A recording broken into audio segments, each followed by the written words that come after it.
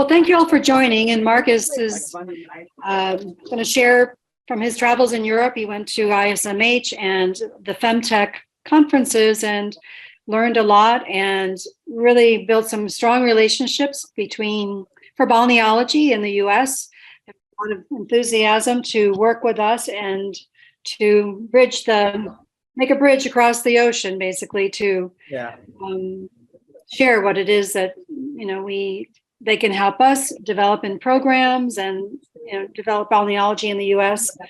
And it's always exciting to see what's going on in other countries. So thanks, Janet, and thank you all for showing. I saw right before I popped on the screen, I saw Kathy Rogers pop on. Hi, Kathy. And a couple other faces. We're going to leave some time for discussion and introduction, and I hope today's presentation and call can be stimulating, thought-provoking, because I just as Janet mentioned, I just got back from this kind of like almost 3-week tour of European facilities, which we're going to go through.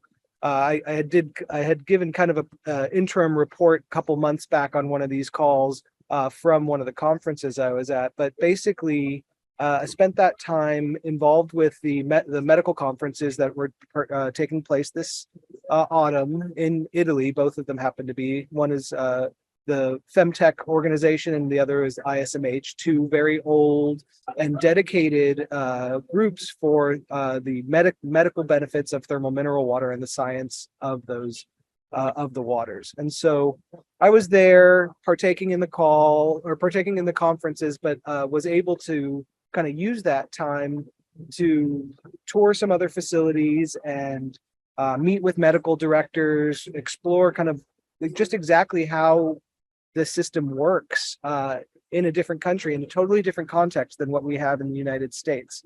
So it's fascinating, and I'm really excited to share all this stuff. So just before I dive into all that, I just want to kind of I've been meditating a lot as I've been talking to colleagues across the globe and talking about kind of what the function of BANA is. I've been really kind of meditating a lot on the concept of our association as kind of the raison d'etre of our group here. And we are about relationship building, and that's a major purpose for why we exist. And so on that note, I want to give thanks. We had sent out a little donation request letter for the end of the year, tax-free donation, and we got some really generous contributions. A lot of people are actually on the call who contributed, so we just want to give a big word of thanks to that. We're a 501c3 nonprofit organization, and that's how we keep the lights on. And so those donations support our ability to kind of host these calls and build programming and do all that stuff. So we really appreciate you guys for the ongoing support. And I also just, in the spirit of transparency, because again, we're an association. We are you, you are us. I'm about to show all this pictures of all this travel I did. This has not come out of the BANA coffers. My travel is part of my contribution to the association and part of my work towards building a larger conversation. So just wanted to make that clear in case anyone thought they were funding my trips to Europe or anything like that. It's not the case. So without any further ado, let me see if I can change this so I can actually see everybody's face. No, I don't think so. At any rate, I'm going to walk through. So basically what this is like going to be a glorified slideshow of what the experience of Europe has been. And I'm going to talk a little bit through it as we go. There we go. So this all started in the town of Salsomaggiore, which is south of Milan, as you can see on the map here. This was in mid-October for the ISMH Congress, and so this is this town, and you can kind of see the geography and the kind of the hydrothermal tables of Central Europe are fascinating to me. But you can kind of see on the map on the right side here, if you can track my mouse, this whole little mountain range kind of south of Milan, there's a whole geothermal rift that's occurring all along there. And so that was kind of the region that I was spending time in Italy. Salsa Maggiore is a classical spa town in Europe. They treat all sorts of conditions and have for hundreds of years, specifically dealing with a lot of arthritis and joint pains, and skin conditions. So this is the Therme of Salsa Maggiore, just absolutely gorgeous building. It was unfortunately going through renovations during the Congress, so we couldn't get inside, but this is it lit up at night in this cute little town. And this was kind of from our conference hall of the conference itself. And this was the building. This was an ancient kind of palace. It's rumored and pretty reputably sourced rumor that a former Empress of Austria is actually buried in this building. It used to function as a thermal hotel and now functions largely as an event center for the town, which I think is kind of maybe one of the first points that I want to kind of highlight when we talk about the European landscape of thermalism, is that it's an interesting world there because they have had an uninterrupted use of these waters for therapeutic and medical purposes for hundreds and hundreds of years. But what's happened is, even so, in the last 50 or so years, that use has slowed down, and largely that has to do with their model of treatment being kind of stuck. I'm sorry, we're going to have a little bit of street noise. I'm sorry, but their model largely being stuck in kind of an old system of care that's largely based in kind of highly socialized medical programming. And so in Italy today, there's a series of maybe 24 diagnoses that qualify for balneology treatment. And if you have one of those diagnoses, you can get a prescription for a course of treatment, which lasts about 12 days in Italy. So your government funded health insurance will pay for 12 days of treatment if you have a certain diagnosis that qualifies. The main reason why that number, the people who utilize that program has dropped off is because people can't get off of work for long enough to take the cure. So what ends up happening is, rather than doing a full 12-day treatment, you have a lot of people who will do a few weekend-long treatments throughout the year. And this is it's causing the hotel institution, the hospitality side of things, to have to reconsider how they operate, because typically they would be putting people up for 3 weeks at a time, and now that's not quite the case. So that all said, the usage of the springs is not by any means stopped. I mean, there's still a robust use of the waters, and we'll talk a little bit about that when we start to look at the therapies in terms of how they're used.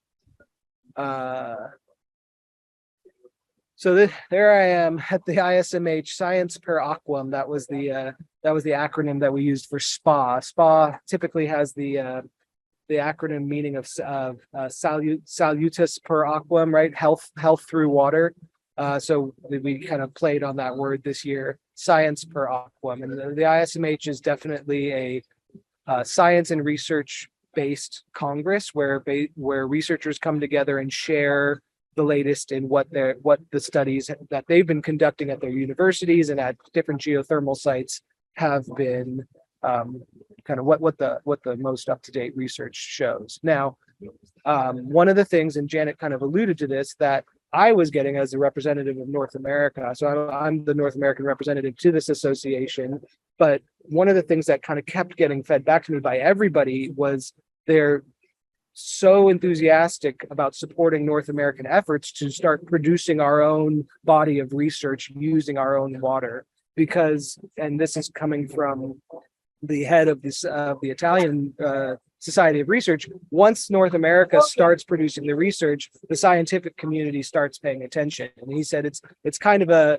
paradox, because by saying that we want North American research, we're also saying that we're downgrading European research to a tier 2 level. He said, but honestly, that's the way this goes. And so the European associations are very interested and encouraging in working with us to figure out how we can start producing quality research of our own in North America.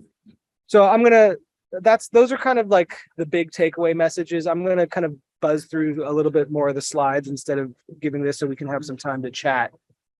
These are just some slides that we were presenting on, just to give you kind of a flavor of what type of topics we're going on in this conference and how the medical community internationally is looking at thermal waters for the future of medicine. So this was kind of a tele-rehabilitation and long COVID as part of health resort program, as kind of an aftercare program after people had been taking treatments. We of course have aquatic and thermal therapy and lymphedema management. How we can be using the waters effectively. Actually, really interesting research on the ability for increased pressure for people. That is to say, people who have their legs submerged in water have an increased compressive pressure than people who wear compressive stockings for lymphedema management. However, it's more tolerated. It's better tolerated because the pressure is equal in its vector all throughout the leg. I mean, maybe it's a little technical, but it's fascinating. Again, meaning that using water is actually going to be a more patient-friendly approach to managing lymphedema. And we got into a lot of the nitty-gritty of kind of how sulfur is affecting different cells, and what is actually happening to a cell when it's exposed to sulfur gas. Like if you're breathing in sulfur gas, what happens to the nasal mucosa in the presence of that. So really fascinating and well conducted research. And of course, you go for an espresso every couple hours, and this is the beautiful kind of stained glass atrium in the room where we did that, and just more of that. I mean, the other thing I hope that I want to inspire on this call, because we have a lot of people who are in kind of the hot spring development industry on this call, is kind of a sense of expanding our aesthetics in the hot spring space. I think we have some really beautiful resorts out there, and I think we can go even bigger and even broader with kind of how we're using design elements to kind of communicate what's going on at these springs. And so I hope some of the European design elements plant in there a little bit. Go back there. So the next town over, hang on one second, noise going by.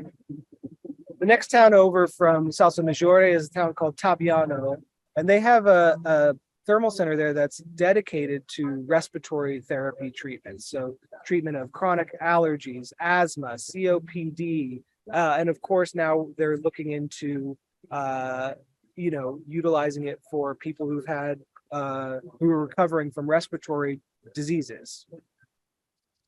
This is just kind of some of the signage in town. I just thought it was real hip and Italian and cool. And if you see the woman who's got the hood over her head, you see this kind of like steam plume coming up to her nose. So pay attention to that, because we're going to see that in a second, because that's one of the major therapies that's carried out in Tabiano. That's the actual thermal building itself, which is just this absolutely gorgeous building. Is built in the early 1900s. So this is a thermal water diffuser. And so patients will sit in front of this kind of apparatus as it just blows a plume of cool or warm thermal steam, and they just sit there and breathe that for 20 minutes, and that's the treatment. And in this case, it's a heavily sulfurated water.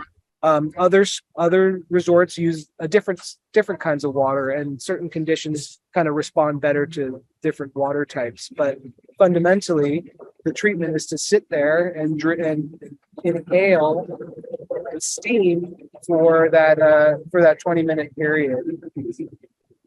And I'll talk a little bit more about some of the other types of treatments when we view one of the other places. This is actually they bottle the water so that other places can use their water in their diffusing rooms.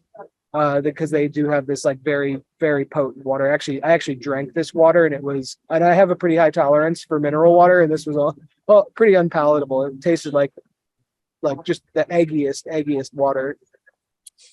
This is a diffusion salon. So in this case, they bubble the water out on this beautiful fountain, and the particles of mineral steam, and this is a cold steam. This is just kind of diffusion.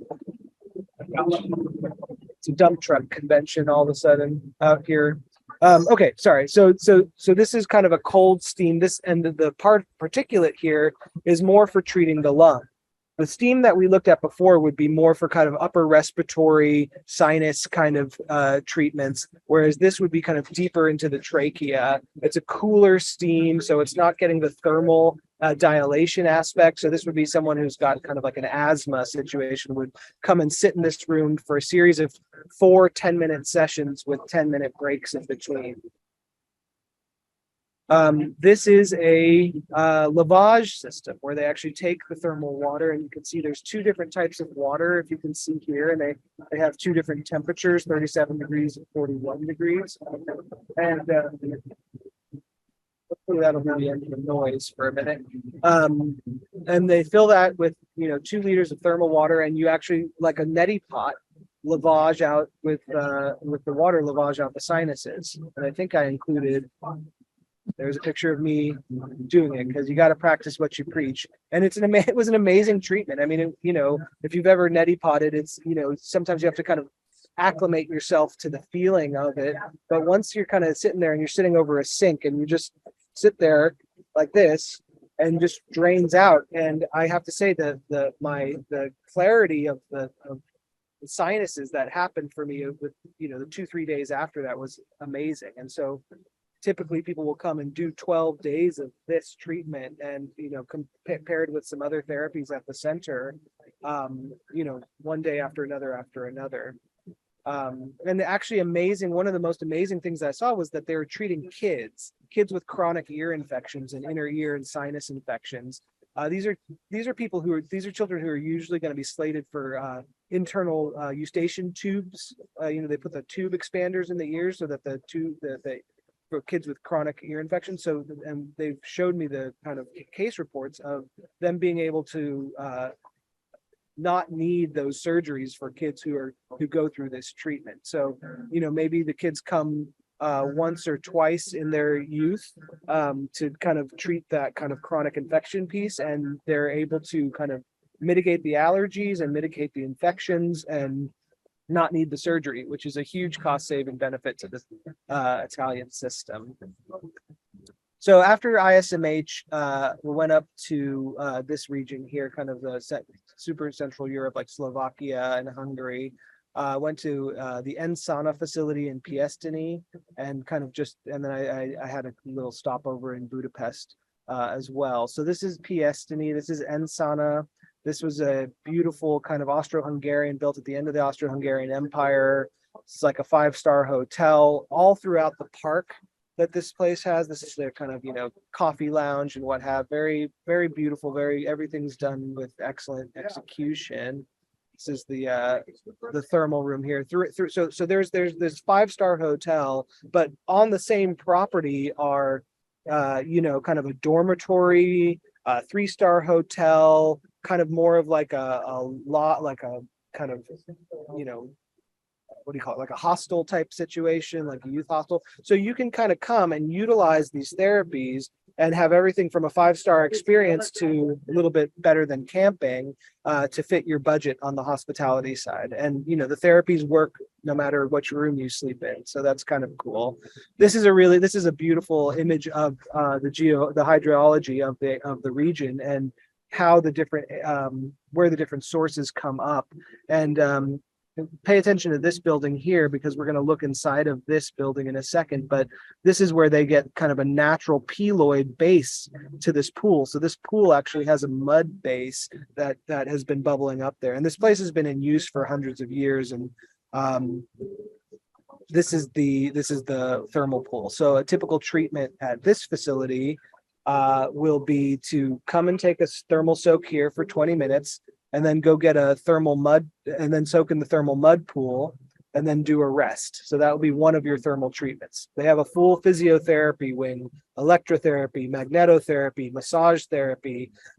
So people will go from this, go get their manual therapy, get a rest, and then maybe in the afternoon they'll take a mud pack treatment. So this is the mud dome. So this is a thermal water bath with a mud floor. So you can kind of dig your feet and dig your knees into the mud as you kind of soak in this giant, beautiful dome. Absolutely just incredible architecture, incredible detail on these places. You know, you can't really see it in this picture, but all these little black tiles are all tiny little unique gargoyle faces. Each one's different. I couldn't find two the same. I mean, just absolutely fascinating. And this is, of course, the cure park that you walk through and between your treatments, and they have sculptures and beautiful cultivated nature. I was there kind of in the end of the season, but during the height of the season in the summer, they have like mini golf for the kids, and it's a real, you mean, their whole families come and just spend weeks at this facility. Absolutely beautiful. And this is the thermal water source on site. You can see it comes out at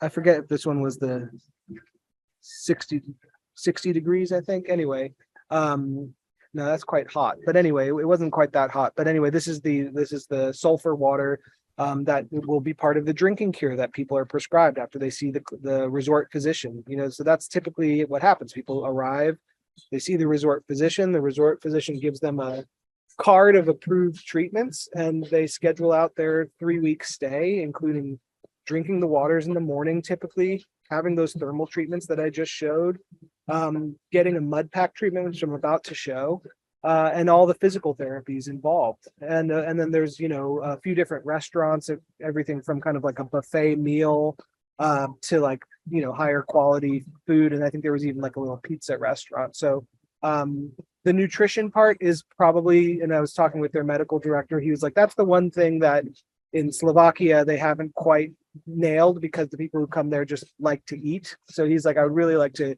incorporate more nutrition into the field. This is the mud pool. This is where they actually are maturing their mud. So they actually get silt from the local river, pop it in this old, I mean, this is a cement pool, was, I don't know, 200 plus years old. And they just keep it maturing in the thermal water for a year at least before they pull it out of there. And in that time, the thermogenic bacteria and the minerals of the water transform the mud into a peloid, which has this kind of therapeutic effect. And so people come from all over Europe to come specifically and take this mud treatment. And this is the mud. This is where those treatments take place. So you can see each one of these doors is a treatment room. There's 1, 2, 3, 4, 5, 6, 7. So call it like, 14, maybe 20 rooms. That's just the male side. These treatments last for 20 minutes and they're booked out all day. So, you've got 3 treatments an hour, 20 treatments per wing, 2 wings. I mean, it's a highly successful business model, just for people who are thinking kind of with a business side of things. Because I think in the United States, we kind of are like, well, we figured out hot springs. So let's kind of like, if it ain't broke, don't fix it. But I think that there's a huge opportunity to not only expand, business mechanics of what can be offered at these sites, but actually provide real benefit to people by making these therapies available. So again, typically what will happen here is people will get their joints packed in that peloid mud that we just saw get scooped out from that big pool, and their joints get packed. People with chronic arthritis, people who are recovering from stroke, so there's stroke rehabilitation, muscle rigidity that comes with that. All that's treated here very effectively. This is just some of the tools of the trade, like there's their little mud scoop and of course the gloves, because it's hot. The mud comes out hot, and mud has the peloid has the ability to hold the heat much tighter. So you need a less of amount of time with the mud to get the same thermal effect as like soaking in water, for instance. This is their medical director, Boris Bankovsky, and he's showing me how they use these kind of pools to do exercises. So this is a self-guided treatment. That little pit will be filled with the thermal mud, and people go through and do different joint exercises so that they get the thermal and the anti-inflammatory effect of the mud, and then they're kind of opening and closing and kind of reshaping their joint issues. And so this is for rheumatoid arthritis, osteoarthritis, and if they catch it in early enough stages, they can prevent, and in some cases in very early stages, reverse joint deformity. Of course, at a certain point, things just become altered and you can't go back, but very, very effective in this. And not only is it effective in the treatment itself, they have a follow-up period of 8-9 months, and they still see the effect lasting, which is, I think that's the real key thing that we have to consider. It's not just a feel good for a weekend, feel good for a week. This is part of a bigger medical paradigm for the treatment of these chronic pain issues. So this is moving on to Budapest. Budapest is an interesting thing, an interesting area, because it's a dense city, it's an ancient city, and it has a really, really rich geothermal history right in the city. So it's an urban hot springs resort. This is the Széchenyi baths. It's kind of beautiful, this like Austro-Hungarian building. This is a giant thermal pool, outdoor pool. People come, I think it's $10-12 to get in for the day. There's locker rooms, soak in the waters. It's quite nice. And then in the building behind, there's a few, maybe 3 or 4 different gymnasium style pools. Some of them look like they could be plopped out of the Roman Empire, and there's just different temperatures in the water. I think they have a couple different sources of water.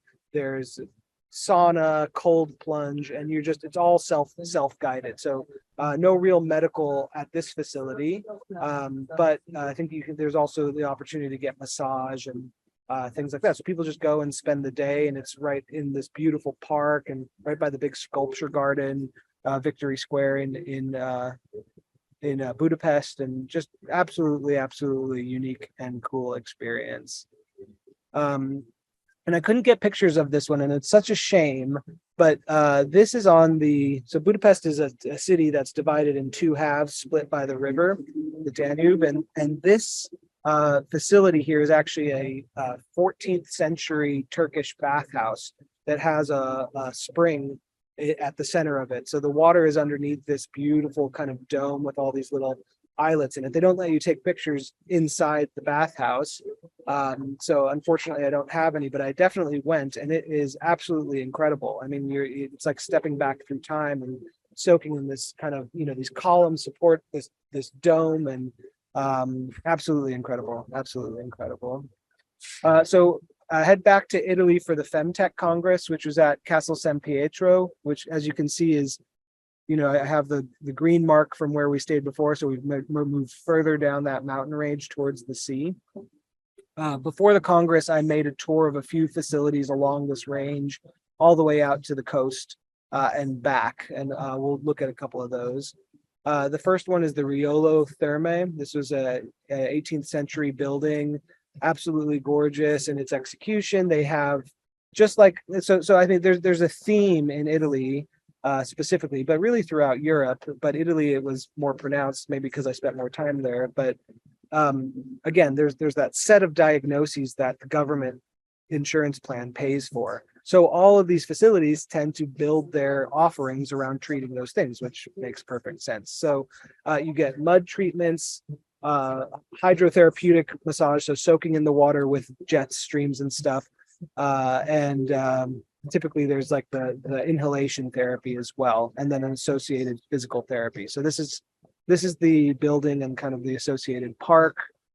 They have their drinking water facility. This is kind of like a bar, there'll be like kind of like, it looks like a soda fountain. There'll be like a bartender inside, and they have a few different types of water that you will drink depending on your prescription throughout the day. This is their inhalation machine, kind of like what we saw at the other facility. This is their big kind of therapy pool. So this is a type of water that they call, in Italian, they call it salso bromiatico, which basically it's a non, well, it's not that it's not thermal, it's not hot water. It's kind of a neutral temperature water that comes out of the ground there. It's highly, highly salinated. So it's basically like concentrated ocean water. So it's got high concentrations of sodium, chloride, bromide, and iodine.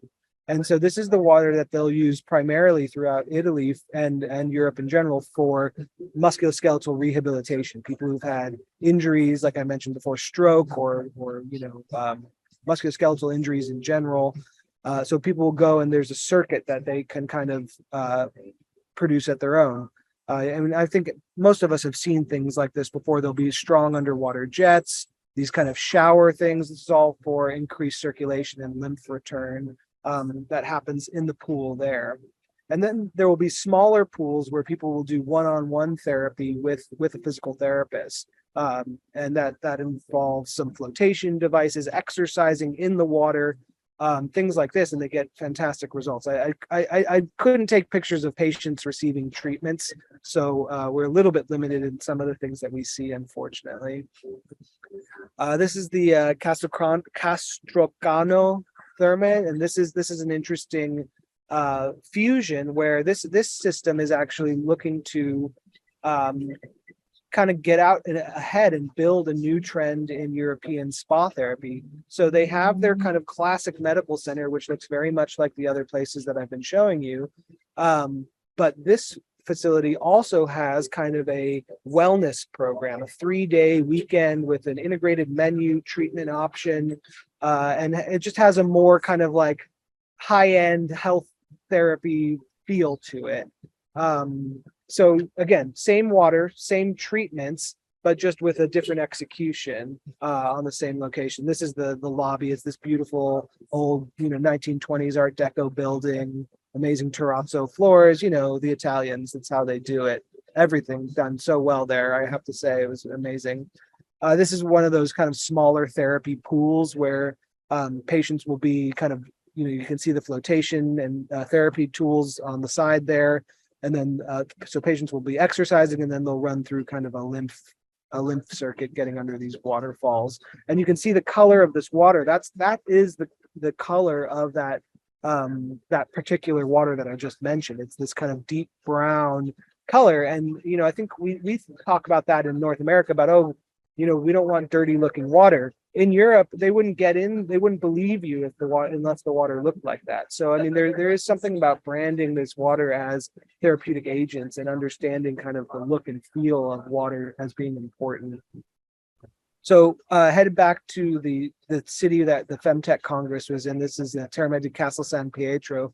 So what you can see here is that the different treatments or courses they use the word cure. So they'll have inhalation treatment, aerosol treatment, sonic aerosol, which makes an even smaller particulate to go deeper into the lung tissue.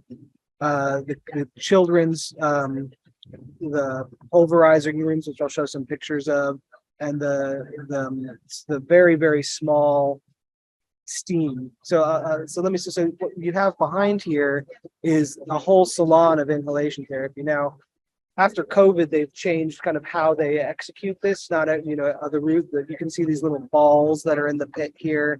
It's like kind of every other one. They don't want people too close, but you can imagine these. This is one of maybe 3 or 4 rows like this, and they're just busy. I mean, these places just have a tremendous amount of business. And what I should mention, what is interesting is even though insurance does reimburse for a lot of this stuff.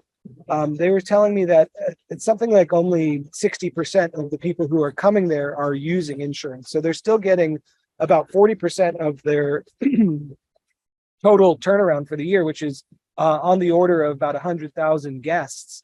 And about 40% of that is coming in just out of pocket without insurance because they know the benefit of the therapy. And even if they don't have, the medical, because it's quite, in kind of socialized medicine, sometimes there's quite a specific algorithm one must follow. But in this case, they're able to kind of just take the treatments that they want. This is one of those pulverization salons like what we saw before. And they have 3 different sources of water at Castel San Pietro. And of course, they have 3 different rooms to have the different treatments depending on what you need. So there'll be a sulfur water, there'll be a hot, a warmer iodine water. And I think the other one, was like a kind of a more neutral carbonated water, salt water. But you can see each one has its own color theme. Just, I mean, amazing execution, really beautiful. And this is the Femtech Congress International. This is the old federation of spa culture and spa science coming together, balneology and changing societies, multilateral approach to healthcare and well-being. It was absolutely fascinating, the range of topics that were presented on. I absolutely recommend going to the Femtech website, and that's this femtechonline.org, and there they have links to the Congress, and you can actually see most of the presentations that were given, including the one that our president Janet Abbott gave about our association and Femtech and our involvement with Femtech, and the one I gave in person. Just again, a couple slides: medical clays, medicinal clays to improve the endurance of loaded inspiratory muscles, meaning using these packs to improve lung function, using mud packs to improve lung function, anti-inflammatory effects of hydrogen sulfide gas, sulfur gas during an acute bacterial infection. So again, rethinking kind of how we use these things as less as rehabilitation, but more as primary interventions. It's kind of similar thing, but with specific insights into COVID infection. And then, of course, looking at the microbiome, both of the water and muds. This is a huge topic at both conferences, is the emerging understanding that the microbiome, the biota, the bacteria that is naturally growing in this water and that and in the associated muds is an essential component to the therapeutic action, and that we actually are losing therapeutic potential when we kill off that microbiota with chlorine and other chemicals. And so there's, but understanding that public hygiene is an important and an essential thing as well. The conversation is now, how do we kind of blend these two things?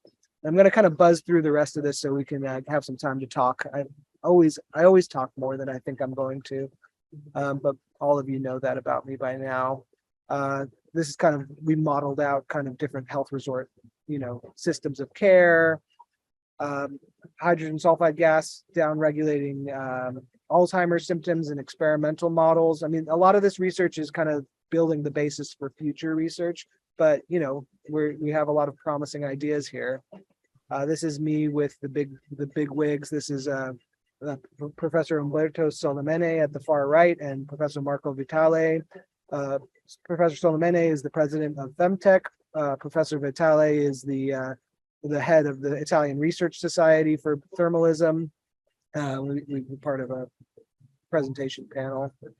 There's my mug, more flags. This is very international conference. So we have at this is kind of the dinner after the conference, and we have at this table represented Nigeria, from right to left, Nigeria, Czech Republic, North America, Italy, Australia, South Africa. And so it's just kind of a little taste of what one of the tables looked like at this conference. It's truly a global conference. I ended the trip by going out to Bulgaria and meeting with a colleague that I have there who's working on developing and redeveloping kind of Bulgarian spa therapy. This is at one of the medical centers. This is in the Pavel-Vana region in the northern part of the country. Again, beautiful reception, comprehensive treatments. They're doing all sorts of back rehabilitation, non-surgical disc rehab for people who have slipped discs and herniated discs. This is a very comprehensive hydrogalvanic bath unit that they use as part of their therapy there. This is the Black Sea, beautiful. And this is, it's worth mentioning because this is something very unique that happens here. These are people kind of stepping through the mud that occurs in the inner tidal zone. But these are mud maturation pits, but in the background is something that's really specific to Bulgaria. I haven't seen this other places. It's something called lye therapy. And so they actually evaporate the salt water and extract off this oily residue that is a byproduct of making sea salt this way. And that's this oily residue here. They call it lye. I'm not exactly sure if it's lye as we understand in English. probably is. I haven't done my background on this one yet, but they make compresses with this, and they're using it with amazing results in people who have neurorigidity, people who have had stroke, veterans who've had, physical traumas that have created muscle rigidity. They're able to actually, people who, what happens when the nerves are damaged, the muscles lose their ability to function and they just get tight and hold there and eventually atrophy. So they're able to use this to allow the muscles to release, and then they can actually use other types of therapies to make sure that the atrophy doesn't set in. As with most of these water sites, there is a sacred element to it. Most of these water sites were sacred sites as well as therapeutic sites. So this is an icon of St. George. Bulgaria is an Orthodox country, and this is a spring water that pops out underneath the icon of St. George. So that is where I'll end my talk, and it gives us about 12 minutes or so for popcorn discussion. So I would love to hear inspirations. I'm happy to field questions, but I really would love to hear from everyone else as to kind of what came up. So I'll put myself on mute. Thanks for listening, by the way, and thanks for letting me share this. This is an amazing opportunity for me, and I'm glad I get to share it with you all.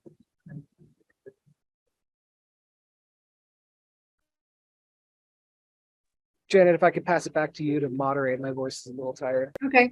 All right.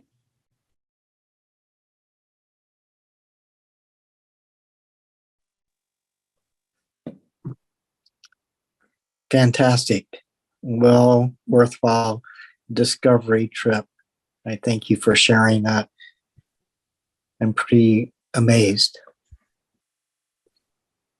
So, Marcus, are you going to introduce any of these therapies, or are there any available in the United States right now?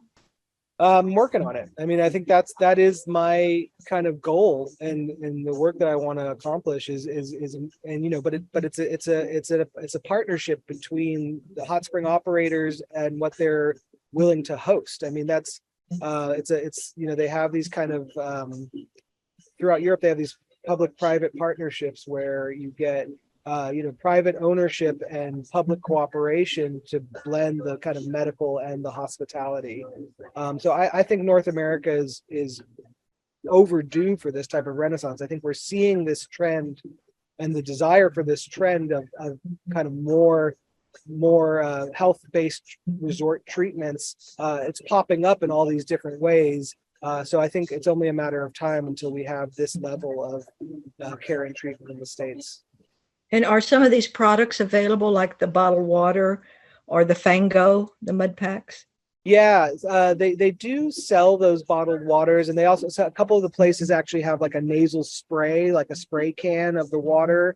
I'm not certain how much of that is importable, honestly, but they are available, absolutely. I have a bunch of resources. Maybe what I'll do is over the next couple of weeks, as a Christmas present to everybody on this call, I'll put together kind of a resource list so you can see what's out there and maybe get some of this stuff for yourself. Great. Yeah. So Marcus, we have Jonathan has his hand up, and John Hames was asking what the typical pH of the water is. As to pH, it actually varies. I think most of them were on the kind of alkaline side. They tended to be on the alkaline side, slightly alkaline, 7.5, 6, up to 8. A couple of them had acidic waters, but they were specified as acidic water. So it wasn't very common. They tend to be more on the alkaline side, but kind of what we would classify as weakly alkaline, not strongly alkaline. This is great, Marcus. Thank you very much. What really struck me here was the use of the muds, the dirt, the land. That is, they're using, it's not only the geothermal waters, but it's the drinking of the waters and it's the muds. I mean, but there's a huge cultural perception that we're facing here in terms of, but how can we get back to nature? And this is really the way to do it. But, the mind is a different mind in terms of our pharmaceutical industry, in terms of how I'm preaching to the choir here, but this is really, really good. Thank you. And I want to get in the mud. You I know? hear you. I think Yeah. I think mud therapy is something that, you know, every hot spring site could develop their own, Yeah. you know, specific and unique mud therapy based on their water and their local terra, you know, Right. this kind of Mhm. terra thermal experience, you know. Yeah.